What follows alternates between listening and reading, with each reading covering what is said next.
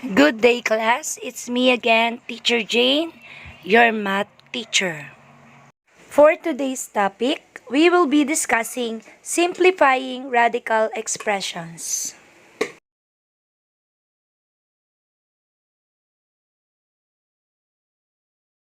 Let's study the different laws of radicals. First law states that nth root of a raised to n is equal to a. Ibig sabihin, kapag parehas ang index at exponent, ang sagot lang natin ay yung radicand. The second law states that n square root of ab is also the same as nth root of a times the nth root of b. Third law states that nth root of a over b is the same as nth root of a over nth root of b. The last law states that mth root of nth root of a is the same as m times nth root of a. So let's elaborate the different laws of radical. So let's discuss first the first law of radical. So nth root of a raised to n is equal to a. So if n is an odd integer, the answer is only the radicand. And if n is an even integer, then the answer is the absolute value of the radicand. So example, fifth root of negative 6 raised to 5 is equal to negative 6. Then, fourth root of 7 raised to 4 is equal to the absolute value of 7, which is 7. So, again, if the index and the exponent are the same, the simplified answer is equal to the radicand. So, the next law of radical is the what we so-called product rule. So, nth root of AB is equal to nth root of A times the nth root of B. So, example, square root of 25 times 2. This is the same as square root of 25 times the square root of 2. The cube root of x cubed y is the same as cube root of x cubed times the cube root of y. Next, we have the quotient rule. So, nth root of a over nth root of b is the same as nth root of a over b. So, example, cube root of 12 divided by cube root of 3. This is the same as cube root of 12 divided by 3 or cube root of 4. Next example, cube root of x to the 8 over cube root of x cubed is equal to cube root of x to the 8 over x cubed. So, subtract natin by quotient rule. So, this becomes cube root of x to the 5th. Then, the last law of radicals, we have the mth root of an nth root. So, imumultiply lang natin yung kanilang index. Then, just copy the radicand. Example, cube root of square root of 12. So, 3 times 2 ang index nila, kaya naging 6 yung ating index. So, 6th root of 12. And then, yung b, 4th root of 5th root of xy. So, 4 times 5 is 20. So, the result is 20th root of xy. So, recall natin yung ating table of exponent na ginawa para maging familiar tayo sa tinatawag nating perfect square numbers, perfect cube root, perfect fourth root, and perfect fifth root.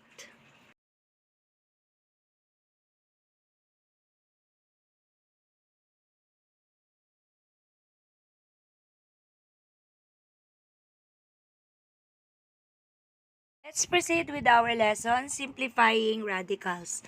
So, convert from rational exponent to radical form, then simplify the radical. So, 9 raised to 1/2 is the same as square root of 9 raised to 1. So, dahil 9 siya, alam natin na siya ay perfect square.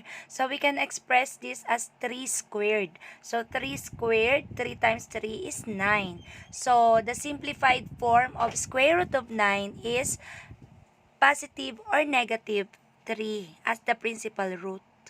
Another example, we have 64 raised to 1/3. So if we change this into radical form, this becomes cube root of 64.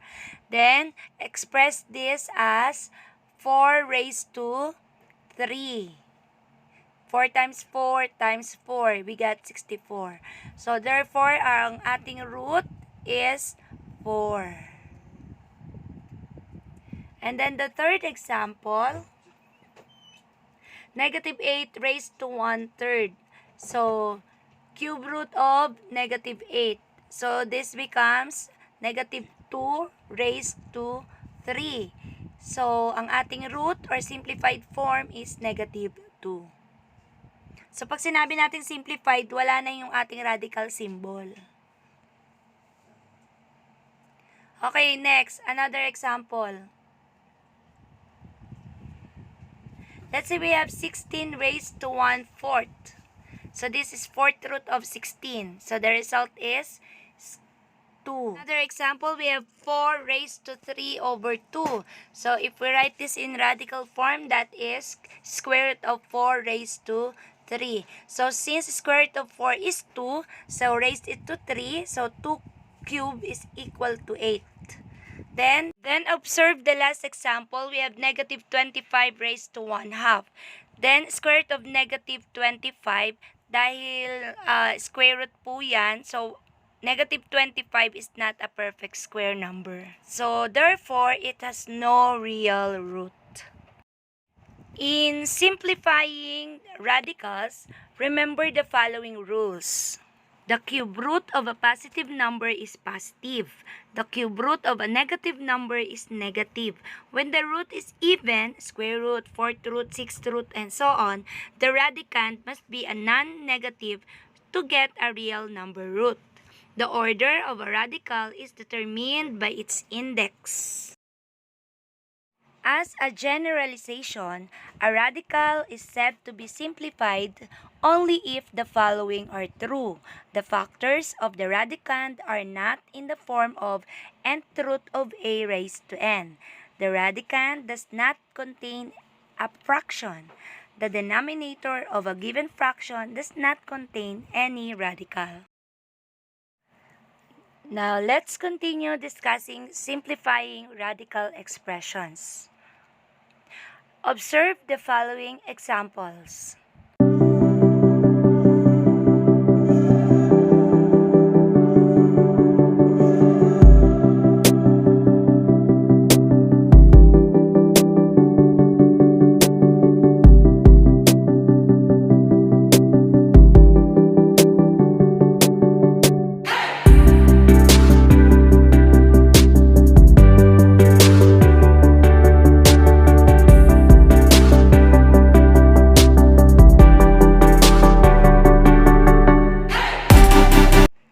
Nasundan nyo ba ang ating example? Is there any questions? Now, let's proceed with more specific examples. Example, square root of 72. Ang factors niya ay square root of 9 and 8. So, square root of 9 is 3, and then yung 8 is not a perfect square, kaya i-rewrite lang natin siya. Then, we have another example. Let's say we have cube root of 54m raised to 4. So, yung 54 ay may factor siya ng 27 times 2. Dahil ang 27 ay perfect cube, tapos yung atin namang variable m to the 4th ay hati natin sa dalawa. Isang perfect cube, tapos yung isa ay hindi. So, m cube times m to the 1. Then, ilalabas natin yung root ng 27, which is 3. And then, yung m. Then, yung natira ay cube root of 2m. Then, we have cube root of 40n to the 8. So, ang 40 ay may perfect cube, 8 times 5. So, 8 is a perfect cube. Then, yung n to the 8 natin ay hatiin natin sa 3. So, n to the 3rd times n to the 3rd times n squared. Then, ilalabas natin ang root ng cube root of 8 is 2. And then, meron tayong dalawang n na perfect squared, kaya n squared. Then, yung natira ay cube root of 5n squared. Another example, we have square root of 48. So, square root, isipan natin siya ng factor na meron siyang perfect square number. So, square root of 16 times square root of 3. So, square root of 16 can be written as 4 squared. So, ang root ng square root of 16 is 4. And then, i-rewrite lang natin yung square root of 3. So, ang simplified form niya ay 4 square root of 3. Then, the next one is cube root of negative 125. So, negative 125 is already a perfect cube. So, this can be expressed as negative 5 raised to 3. Then, ang matitira ay ang cube root of m squared. I-rewrite lang din natin. Then, we have cube root of 400 n to the 6th p. So, ang naisip nating factor dito is yung 8 times 50. So, 8 is a perfect cube. So, cube root of 8 is 2. And then, dalawa yung ating n. So, kaya 2n squared. Then, i-rewrite natin yung wala or natira. So, meron tayong cube root of 50. And then, sa variable natin ay cube root of p. So, pwede na natin siya pagtabihin. So, cube root of 50 times p.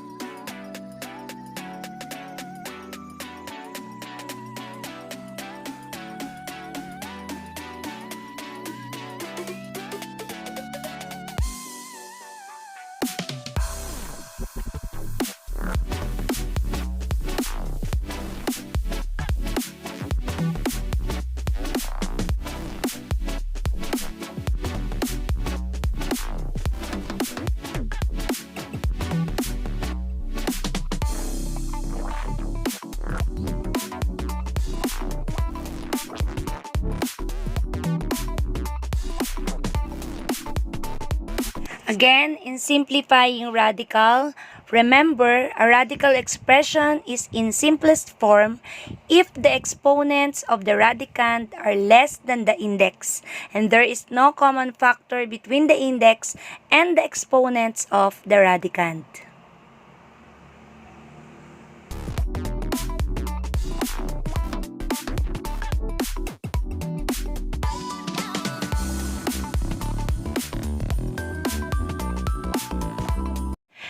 And that ends our lesson today. Don't forget to like and share this video. Goodbye!